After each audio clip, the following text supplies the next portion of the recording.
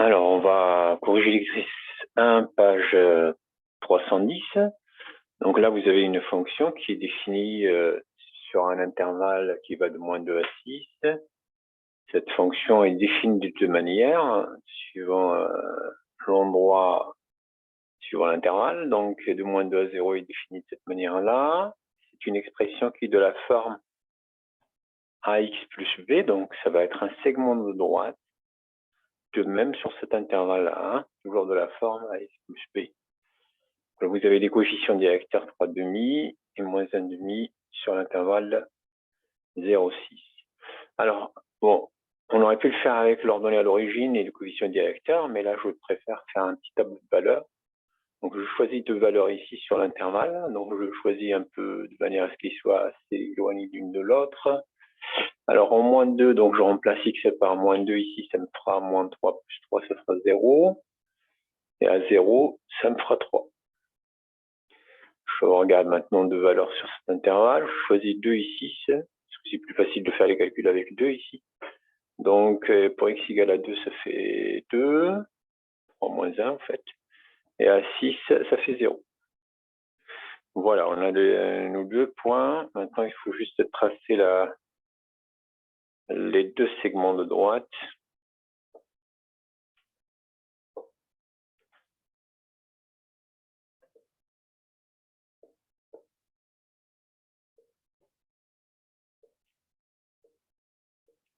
Et là, on va aller jusqu'à 6. Donc, on place nos deux points. Alors ici, il faut aller de 0 jusqu'à 3.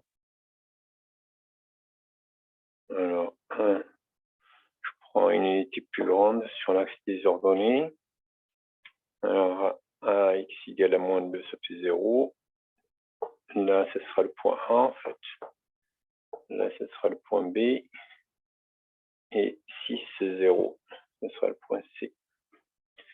Alors, on va tracer le triangle qui va correspondre à la courbe de cette fonction. Voilà, vous pouvez marquer ici les expressions.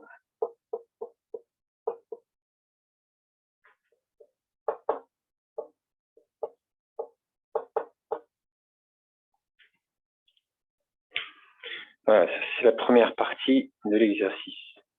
Après, on vous demande de calculer l'aire de ce qui est en dessous. L'aire de ce triangle-là, on va l'appeler A.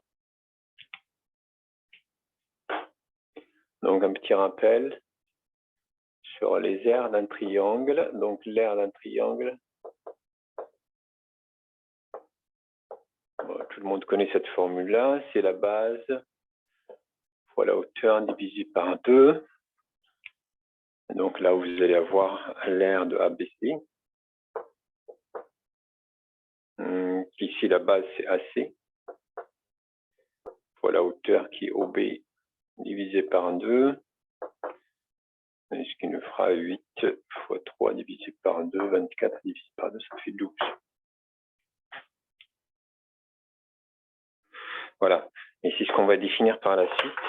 Cette aire-là, c'est ce qu'on va définir par la suite comme étant l'intégrale. Le A que vous avez ici, ça s'appelle l'intégrale